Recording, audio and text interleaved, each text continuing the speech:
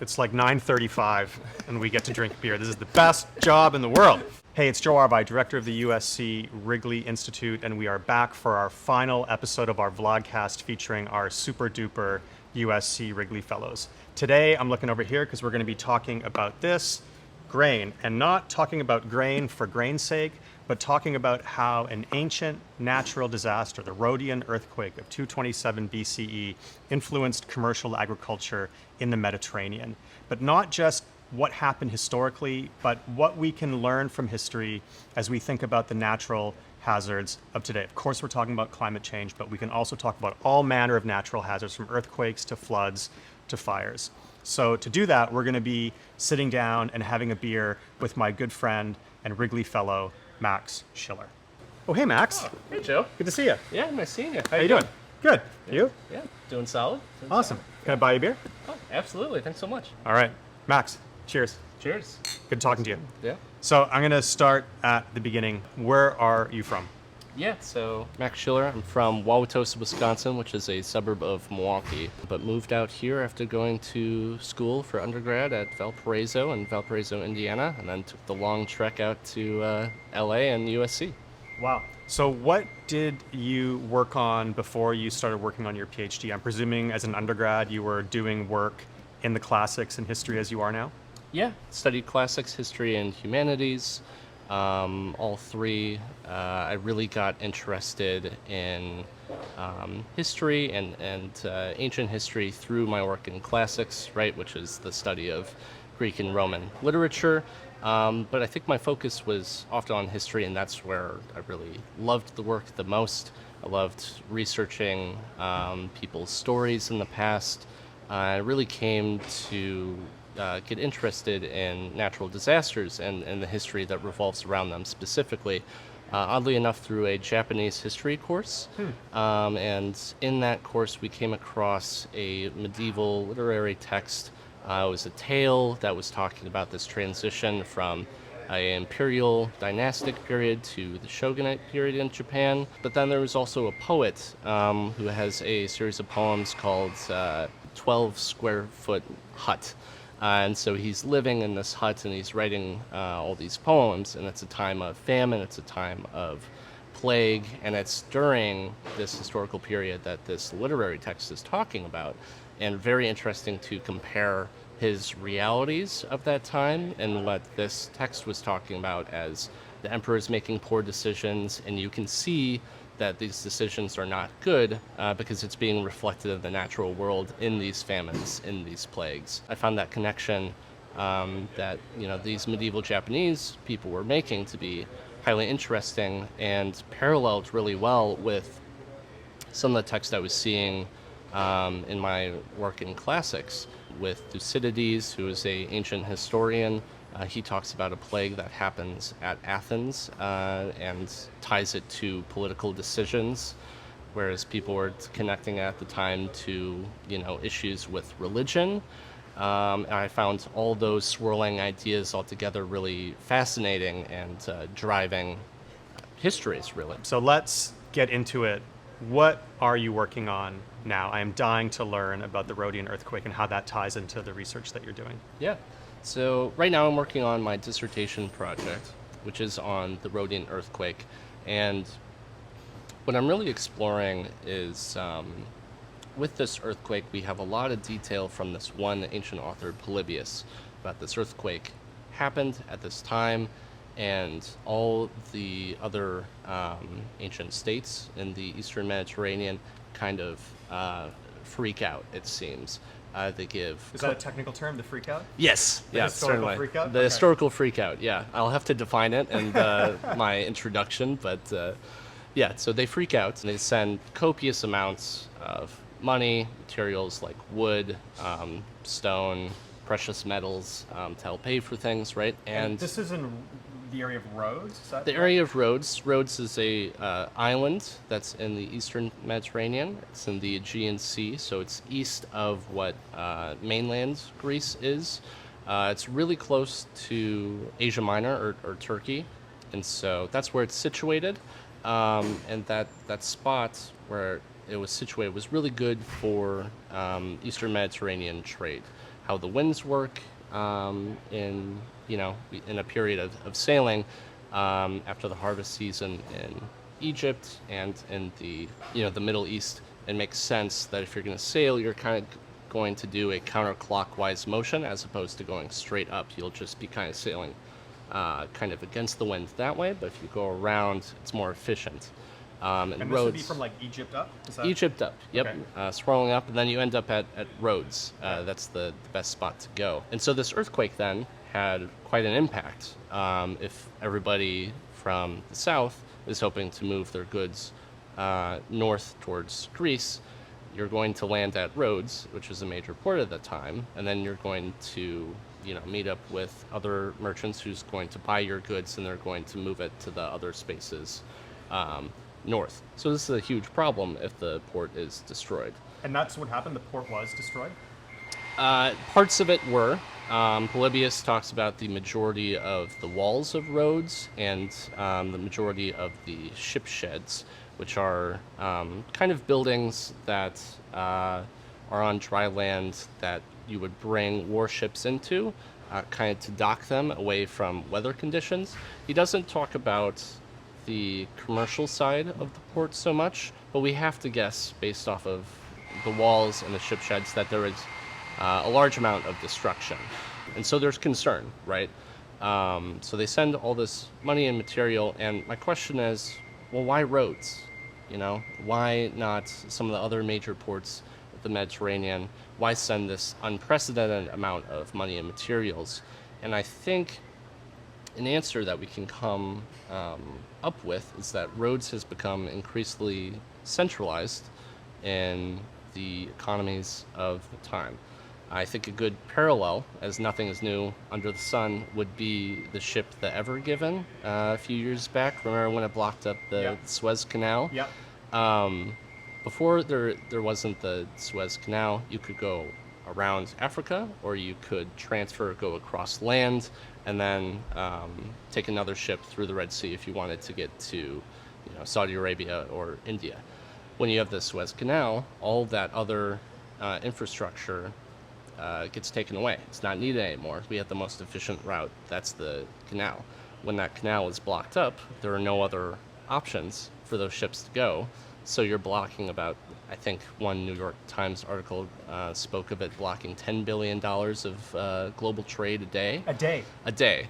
So I thought of that example. I was like, wouldn't it be interesting if this is what is happening, or is what is being thought of with Rhodes, with this earthquake? If the Rhodian port is down, where are you going to go, right? Information travels much slower in the ancient Mediterranean. It takes a lot of time to set up the infrastructure to have massive amounts of good now being moved to other places. The merchants that would be buying these goods may not know that you're now shipping it off to Athens or another island that's known as Delos. And so there's a lot of confusion. So what's perhaps the simplest solution? It's to sink money back into Rhodes and donate that material to get Rhodes back up and running so that you get your financial benefits yourself. Wow, this is fascinating. What I'm inferring from what you just said is you've got this central port in Rhodes. Mm-hmm. It's decimated by an earthquake, yet it's sort of the Suez Canal of its time. Mm-hmm. After it's kind of destroyed by the earthquake, people who would be using Rhodes are now motivated to repair Rhodes as quickly as possible, because the infrastructure that would have got their goods to where they wanted them to go before Rhodes was sort of this major port is now gone because they didn't need it anymore. Right. Yeah, and I think that's at least my hypothesis, and this is something I'm going to be working on in the dissertation to explore this possibility, and I think it might be a very fruitful project. What's being traded between Egypt and Greece? I had grain as a prop, so grain is one of the things. I've read wine. Not like red wine. I've read that wine has been traded. Sure. Yeah. What else? Yeah, so grain, wine is being traded. Not so much other vegetables. You could see like tow for ropes is being produced in different contexts.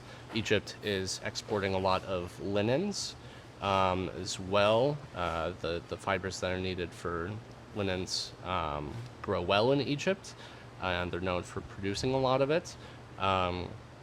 Pottery in itself is being traded. Spices are being traded. You could say that pitch, and pitch in the ancient world, there are two types of pitch. One would be like pine pitch. So you take the sap from a pine tree, you boil it down, use that pitch, and you can coat boats with it to make sure that they're sealed. And then also like pitch, as we know, like tar, right?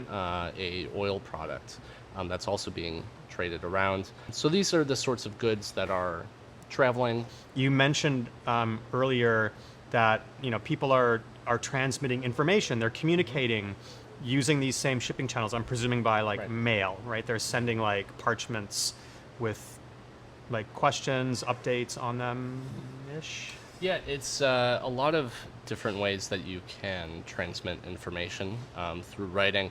One of the most common ways is to do it on broken pieces of pottery. What? So, you have a pot, you're not using it anymore.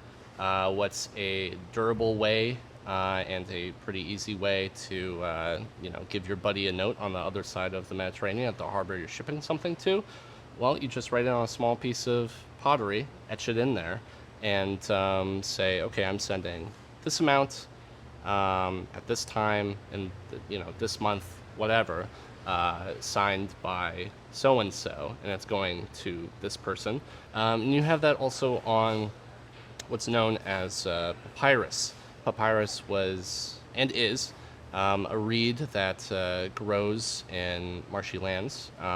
It grows around the Nile River, or it did in the ancient time, and the ancient Egyptians would sew these papyrus reeds together to form a ancient, type of paper. So they would write on those, scribble in, okay, I'm sending, 10,000 units, we'll say, of grain your way. So we have all those sorts of different pieces of information.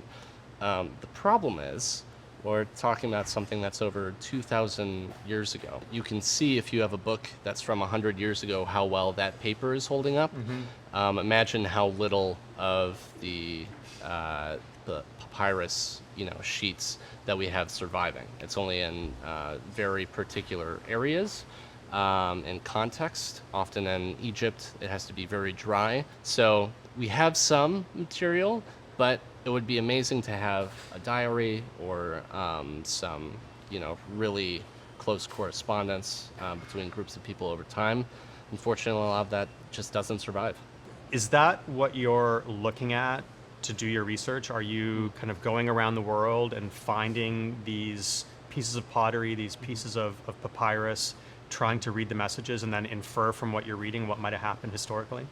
Yeah, I would say a lot of the material that I'm working with is papyri, which is the plural of papyrus. We're really fortunate now to be in a digital age, and a lot of these things are being digitized. Scholars have worked for a couple of centuries on papyrus, and there's a wonderful website called papyri.info where a lot of these are now stored. Anyone can go there? Anyone can go there. Cool. It's free for everyone. You don't need a university login or anything. And you could just go through these texts. They have a search engine that you can search for specific types of words, types of grain, perhaps. And so I'm looking at a lot of that. But there's also a lot of unpublished papyri. So you're analyzing these papyri. You're learning about. I'm presuming someone was like, hey Bob, it's Alice up in Rhodes. We got a problem. Earthquake decimated the port. Is that the kind of correspondence you're looking at, or is it a little bit more mundane than that? Like just suddenly the trade stops. Like what kinds of messages are you seeing? Yeah, it's much more mundane than that. I'm looking at these shifts in technology. There's a shift in the type of grain that's being produced in Egypt from something that's known as emmer to something that's known as durum. So I'm looking at amounts that are coming out year after year. The flooding of the Nile is highly connected to the yield for a given year. and what influences the flooding of the Nile and the height of it year over year. Rainfall, of course, but what influences rainfall? Well, we're in a very connected world, and our environments and climates are all interconnected. So if you have a major volcanic eruption in Greenland, it's going to send a lot of material into the atmosphere that's going to block sunlight. It's going to mean that there's less rain falling on the Ethiopian highlands. And when that melts, in the beginning of the Nile flood, that means there's going to be less water coming down the Nile. There's going to be less agricultural land that's filled with this water, meaning that there's going to be less food produced for that year. So these are all interesting questions, and that's why I'm trying to correlate not just papyrological material, but looking at ceramics, bring in climate science into the questions as well, and just really trying to do very interdisciplinary scholarship to see as much as I can see with the story. What I'm hearing then is this isn't just a story about the Rhodian earthquake. It's the story of the Rhodian earthquake, but then a lot of sort of atmospheric, climatological, weather-related changes that are also kind of in play at the same time. And that sort of is what fills out this whole story of kind of commercial trade between Egypt and Greece. Yeah, I'd like to see this, the Rhodian earthquake as kind of a central point. We have a before and after. There's a reason why they freak out, and it's because it's all these interconnections between the climate that's connected to the economy, and really building a story that we can bring into the world today, right? That we're in a time that is increasingly becoming fraught with natural disasters, with global warming and global climate change, right? And I'm hoping that the story that I'll be building can illuminate us into how people are reacting to catastrophic events, not just in things being destroyed, but that after these events there are creative processes where people are coming out perhaps in better conditions than they were previous. What I find really surprising is that history and classics then is much more interdisciplinary than I would have thought. I sort of looked at this from the perspective of looking at history through the lens of the classics, but would I be correct in assuming that you're trying to draw in, I mean, you alluded to this, drawing in these different disciplines? I'm guessing the answer is yes, but then the follow-up question is, are you unique in this perspective, or is this something that you're seeing increasingly in the study of the classics and the study of history? I'm certainly not unique in this, and I have, I wouldn't be doing this type of work if I wasn't seeing previous scholarship starting to grow in building ancient history from environmental perspectives. There was a recent work, beginning of the volume, that was talking about the resilience of societies and climate change in the ancient world and medieval world. And this one scholar, his name is Joseph Manning, talked about now we are at a time where, with all the scientific data that is coming to light and being produced, we have the opportunities to reinterpret ancient history as a whole through this environmental data. And it's, in some ways, as historians, our duty to do so. If we're interested in building stories and learning the lives of the past, and we have new tools to do so, of course we have to. And so I see myself as part of that movement towards environmental history. And I'm really happy to say that I'm at a time in ancient historical research that I'm able to do so. What would you say are kind of your main findings, your main conclusions, the things that, as you're pulling these threads together, might begin to explain this story of natural disaster, climate change, commerce, but then I think at the end of that, maybe most importantly, how people might come together to help each other solve their problems?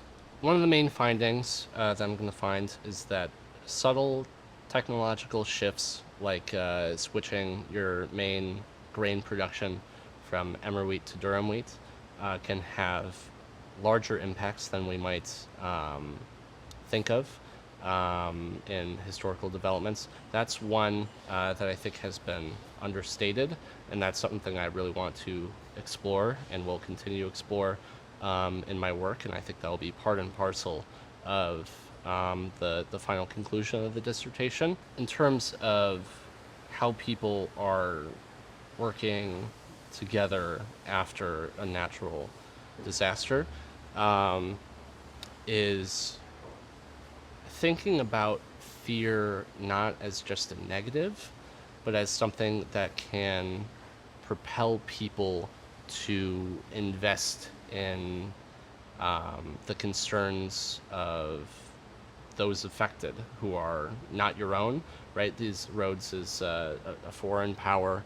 It's interacting with these other ancient Mediterranean states, but they're under no real obligation to help Rhodes by a treaty or anything.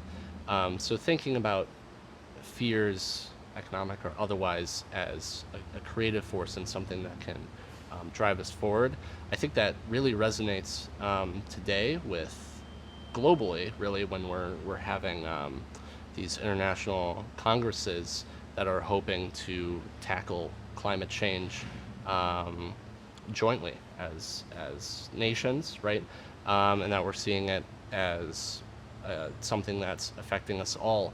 And if I can build from this exploration of the Rhodian Earthquake a sense of hope and ideas of how we as international communities can come together in the face of disastrous events, that would be incredibly fruitful, and I would be incredibly pleased with the results of the dissertation. I think we would all be incredibly pleased. Hope, I think, is a great place to end. Max, Yeah. thank you so much for taking the time to talk to us today. Cheers to you.